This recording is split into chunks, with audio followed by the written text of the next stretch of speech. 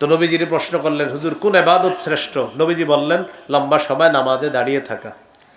কিলা ফাআইয়ুস সাদাকাতি আফযালু ইয়া রাসূলুল্লাহ, ইয়া রাসূলুল্লাহ কোন ধরনের সদকা সবচেয়ে শ্রেষ্ঠ সদকা? নবীজি বললেন, জাহাদুল মুকিল্লি, কষ্টার্জিত পরিশ্রম করার পর যেই সম্পদটা কামাই করা হয়, এই কষ্টার্জিত উপার্জন থেকে সামান্য সদকা করা আল্লাহর কাছে শ্রেষ্ঠ সদকা বলে গণ্য হয়ে যায়। এবার আল্লাহ নবীকে প্রশ্ন করলেন, ফাইউল হিজরাতি আফযালু ইয়া রাসূলুল্লাহ, হুজুর আল্লাহর কাছে সবচেয়ে শ্রেষ্ঠ হিজরত কোনটা আপনার কাছে জানতে চাই। নবীজি বললেন, মান হাজারা মা হারামাল্লাহু আলাইহি, আল্লাহ তাআলা যা হারাম করেছেন এই হারাম থেকে যেই ব্যক্তি বেঁচে থাকবে এটাই হলো আল্লাহর কাছে সবচাইতে শ্রেষ্ঠ হিজরত। এবার প্রশ্ন করলেন, ফাইউল জিহাদি আফযালু ইয়া রাসূলুল্লাহ, হুজুর আল্লাহর কাছে সবচাইতে শ্রেষ্ঠ জিহাদ কোনটা? নবীজি বললেন, মান জাহাদাল মুশরিকিনা বিমালিহি ওয়া নাফসিহি, কোন ব্যক্তি যদি মুশরিকদের বিরুদ্ধে নিজের জান মাল নিয়ে লড়াই করে এটা আল্লাহর কাছে শ্রেষ্ঠ জিহাদ বলে গণ্য হয়ে যায়। এরপর প্রশ্ন করলেন, ফাইউল কতলি আশরাফু ইয়া রাসূলুল্লাহ, হুজুর কোন ধরনের শাহাদাত আল্লাহর কাছে সবচেয়ে মর্যাদাপূর্ণ শাহাদাত, শহীদ? নবীজি বললেন, মান উহরিকা দামুহু ওয়া উকিরা জাওয়াদুহু, যে ব্যক্তি জিহাদের ময়দানে শহীদ হয়ে যায় তার ঘোড়াটাও যদি শহীদ হয়, সেও শহীদ হয়, তার ঘোড়াটাও শহীদ হয়, এই শাহাদাত আল্লাহর কাছে সবচেয়ে মর্যাদাপূর্ণ হয়ে যায়। নতুন কথা চলে আসলো, শাহাদাত। বলেন কি?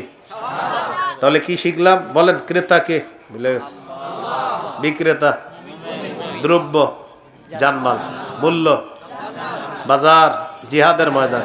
তাহলে জিহাদের ময়দান পাইলাম, 2 জিহাদের ময়দানে জিহাদ পাইলাম। আলোচনা করতে করতে এখন এসে গেছে শাহাদাত। কি বলেন তো? তো শহীদ হয় কোথায়? জিহাদের ময়দানে। শাহাদাত, শাহাদাত নিয়ত আসেনি সবার? শহীদ হওয়ার নিয়ত রাখবেন। এই এলাকা থেকে যদি নিয়ত করেন শহীদ হওয়ার, এই এলাকার নাম হলো নয়াপাড়া, আশুলিয়া, হ্যাঁ, সাভার, ঢাকা। আপনি নয়াপাড়া থেকে নিয়ত করছেন, আল্লাহ আপনি যদি কখনো শহীদ হওয়ার সুযোগ করে দেন আমি শহীদ হব আল্লাহ, এরকম পাক্কা নিয়ত করছেন। সহিহ মুসলিমের বর্ণনা, 1909 নম্বর হাদিস, 1909। ক্বালা রাসূলুল্লাহ সাল্লাল্লাহু আলাইহি ওয়াসাল্লাম, মান সাআলাল্লাহা আশ-শাহাদাতা বিসিদকিন বাল্লাগাহুল্লাহু মানাজিলাশ শুহাদাই ওয়া ইন মাতা আলা ফিরাশিহি, কোন ব্যক্তি যদি দিল থেকে শহীদ হওয়ার নিয়ত করে, সে যদি তার ঘরেও মারা যায় আল্লাহ তাকে শহীদদের মর্যাদায় পৌঁছায় দিবেন। সুবহানাল্লাহ। আপনি দিল থেকে নিয়ত করছেন, আপনি আপনার ঘরের বিছানায় মারা গেল আল্লাহ আপনাকে শাহাদাতের মর্যাদা দিবেন, শহীদদের মাকামে আল্লাহ পৌঁছায় দিবেন। সুবহানাল্লাহ।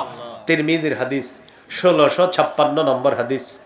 قال رسول الله صلى الله عليه وسلم لا يكلم أحد في سبيل الله والله أعلم بمن يكلم في سبيله, কোন ব্যক্তি আল্লাহর রাস্তায় আহত হইছে, আপনি এই জায়গায় একটু আঘাত পাইছেন, আহত হইছেন, ইল্লা জাআ ইয়াউমাল কিয়ামাতি ওয়াল লাউনু লাউনুদ্দাম, এই আহত ব্যক্তিটা কিয়ামতের ময়দানে এমন অবস্থায় আসবে তার রং হবে রক্তের রং। সুবহানাল্লাহ। ওয়ার রিহু রিহুল মিস, তার শরীর থেকে মেশক আম্বরের ঘ্রাণ বের হবে। সুবহানাল্লাহ। মনে থাকবে নি? তিরমিজির বর্ণনা, 1661 নম্বর হাদিস, 1661। এই হাদিসে আসছে, ক্বালা রাসূলুল্লাহ সাল্লাল্লাহু আলাইহি ওয়াসাল্লাম, মা মিন আহাদিম মিন আহলিল জান্নাতি ইয়াসুররুহু আইয়ারজিআ ইলাদ দুনিয়া গায়রু শাহীদ।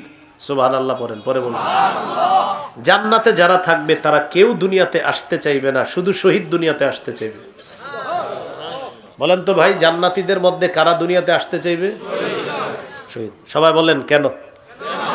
আরো সুন্দর করে বলেন কেন? নবীজি বলেন, শহীদ আল্লাহর কাছে যে পুরস্কার পাইছে, এই পুরস্কার পেয়ে সে এত খুশি, এত খুশি, তো নবীজি বলেন ইয়াকুলু, সে দুনিয়াতে এসে এটা বলতে চাবে, হাত্তা উকতালা আশারা মাররাত মিম্মা ইয়ারা মিম্মা আতাহুল্লাহু মিনাল কারামা, আল্লাহ তাকে যে সম্মান আর মর্যাদা দিছে এটা দেখার কারণে তার মন চাইবে আমি দুনিয়াতে আবার যাব, আবার শহীদ হব, আবার আল্লাহর কাছে এই পুরস্কার নিব, আবার যাব, আবার শহীদ হব, আবার এই পুরস্কার নিব, আমি আবার যাব, আবার শহীদ হব। কমপক্ষে আমাকে যদি 10-12 শহীদ করা হয় তাও আমি রাজি আছি এই পুরস্কার পাওয়ার জন্য। তাহলে কুইজ কুইজ বলেন, জান্নাতের কেউ দুনিয়াতে আসতে চাইবে না, কে চাইবে? শহীদ চাইবে। সহিহ বুখারীর বর্ণনা 2797 নম্বর হাদিস, 2797 নম্বর হাদিস। قال رسول الله صلى الله عليه وسلم والذي نفسي بيده لوددت أن أقتل في سبيل الله ثم أحيا ثم أقتل ثم أحيا ثم أقتل ثم أحيا ثم أقتل। নবীজি বলেন, আল্লাহর কসম আমার মন চায় আমি শহীদ হয়ে যাই, আবার আমাকে জিন্দা করা হবে, আবার আমাকে শহীদ করা হবে, আবার আমাকে জিন্দা করা হবে, আবার আমাকে শহীদ করা হবে, আবার আমাকে জিন্দা করা হবে। হাদিস দ্বারা বোঝা যায় আল্লাহর নবী চায় আমাকে যতবার শহীদ করা হয় আমি চাই আবার জিন্দা করা হোক, আবার আমাকে শহীদ করা হোক। নবীজির কামনা, তামান্না। শহীদ হওয়ার নিয়ত আসেনি সবার? তাহলে জিহাদের ময়দান জিহাদ শহীদ, জিহাদের ময়দান জিহাদ শহীদ।